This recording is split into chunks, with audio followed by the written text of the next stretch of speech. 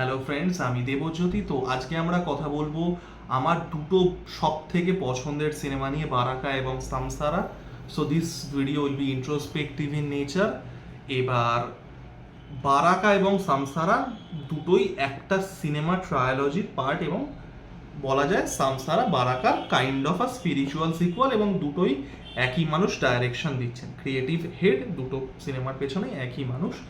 তো বারাকা এবং সামসারা নিয়ে আমরা কেন কথা বলবো? দেখুন, সিনেমা একটা আর্ট ফর্ম, সেরকম অন্যান্য ফর্ম অফ আর্টস আছে, গান আছে, সাহিত্য আছে, কবিতা আছে, পেন্টিং আছে, ভাস্কর্য আছে।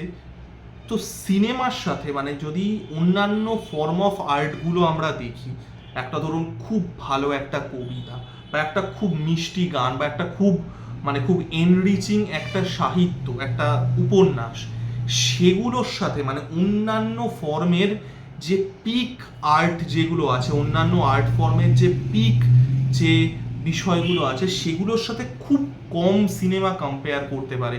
মানে আপনি একটা রবীন্দ্রনাথ ঠাকুরের গানের সাথে, একটা বঙ্কিমচন্দ্র চট্টোপাধ্যায়ের উপন্যাসের সাথে, বা একটা যে কোনো মানুষের গানের সাথে, আমি বাংলা থেকে উদাহরণ দিচ্ছি, যে কোনো ভাষা থেকেই হতে পারে। তো এইগুলোই অন্য ফর্মে অফ আর্টের যে পিক যে প্রোডাকশনগুলো আছে তার সাথে খুব কম সিনেমায় কম্পিট করতে পারে।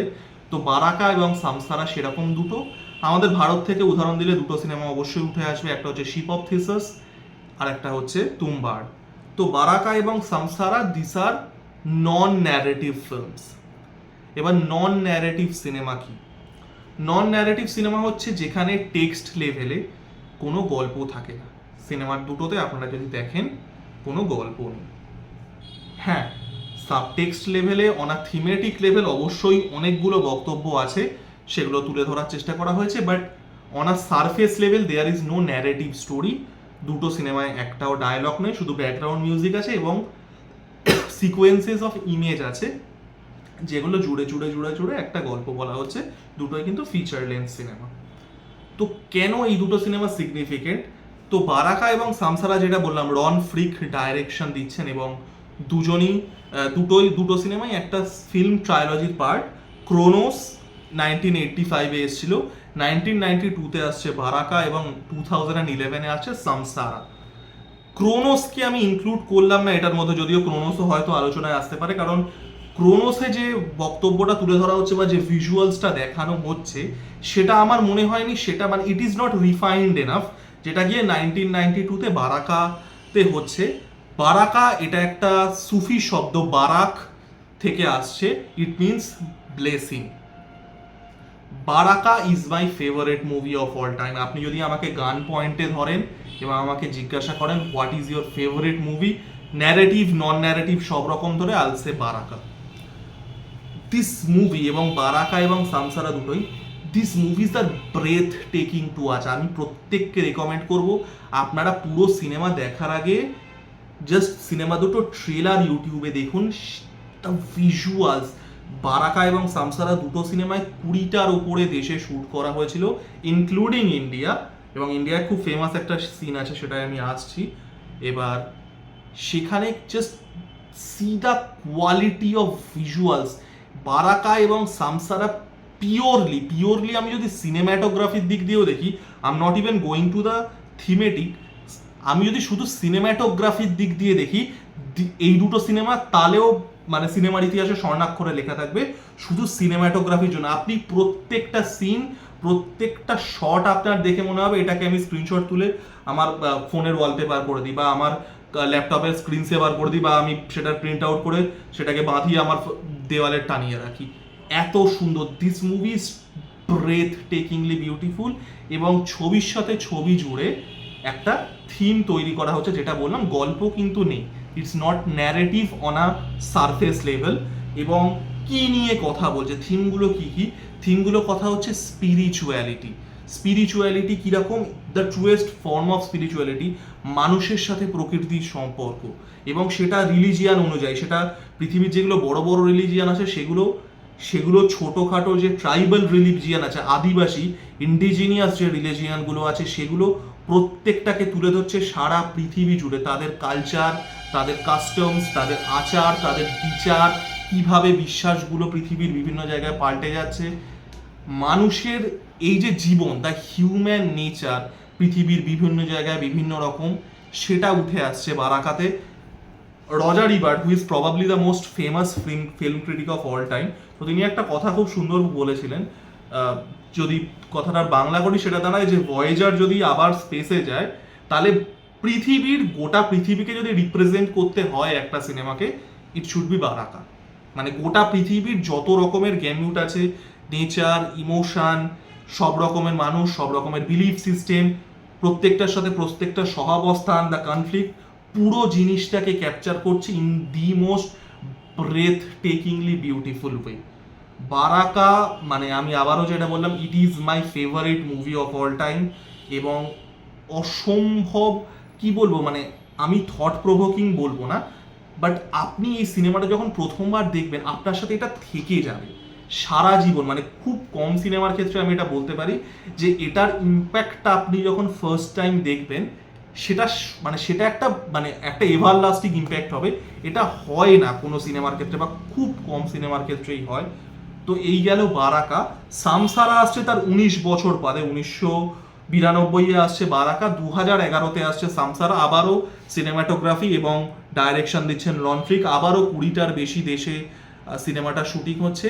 সামসারার যে বক্তব্যটা সেটা বারাকার তুলনায় বেশি ডাইরেক্ট, মানে বারাকা আপনাদেরকে অনেক বেশি মাথা খাটাতে হবে। সামসারাও নন ন্যারেটিভই, সামসারাতেও সেই অর্থে গল্প নেই, বাট সামসারার যে বক্তব্যটা সেটা কাইন্ড অফ ডাইরেক্ট, তো it's more intellectually easily accessible. সামসারার ইয়েটা কি নিয়ে, সামসারা শব্দের অর্থ কি বাই দ্য ওয়ে?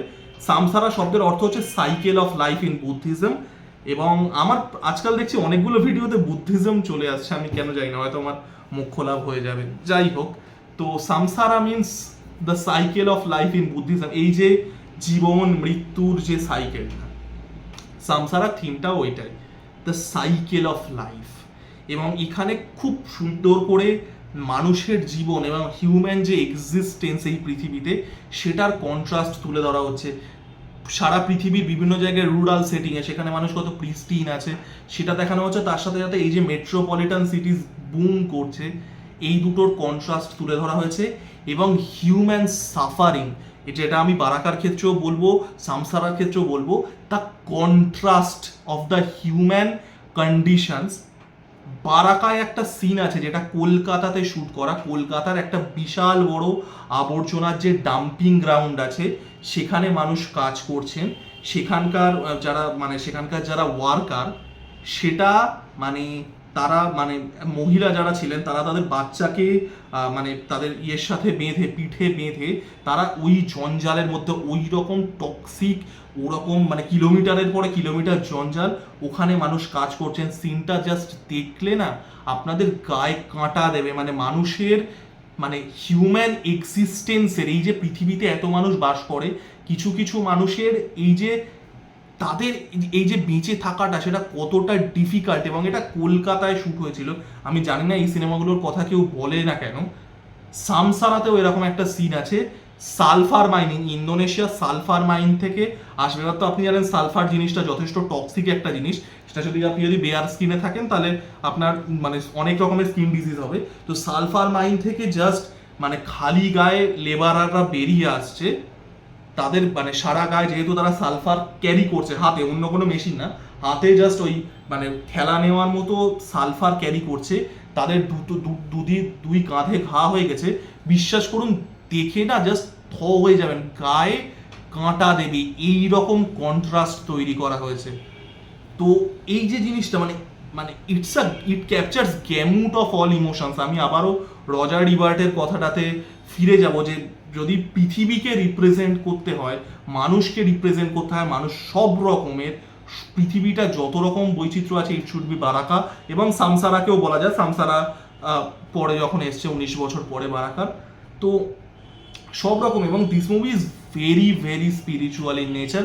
একটা খুব ফেমাস সিন আছে যেটা দিয়েই আমি এই ভিডিওটা শেষ করব, যেখানে ইন্দোনেশিয়াতে আবারও সেখানে রামায়ণ একরকম ভাবে বলা হয় একটা খেলার মাধ্যমে।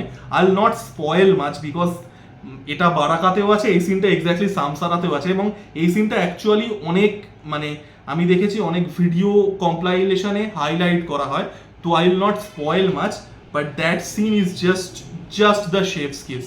তো আপনারা প্রত্যেকে বারাকা এবং সামসারা দেখুন।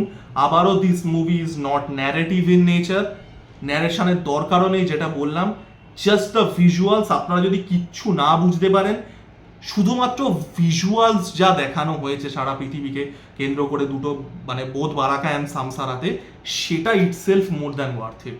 তারপরে যদি আপনারা সেই থিমেটিক লেভেলে সেই ডিপনেসে যেতে পারেন, সেটা তো একটা অন্য লেভেলেরই রিওয়ার্ডিং এক্সপিরিয়েন্স।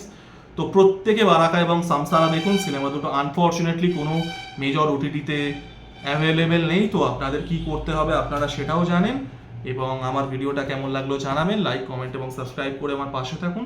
ধন্যবাদ।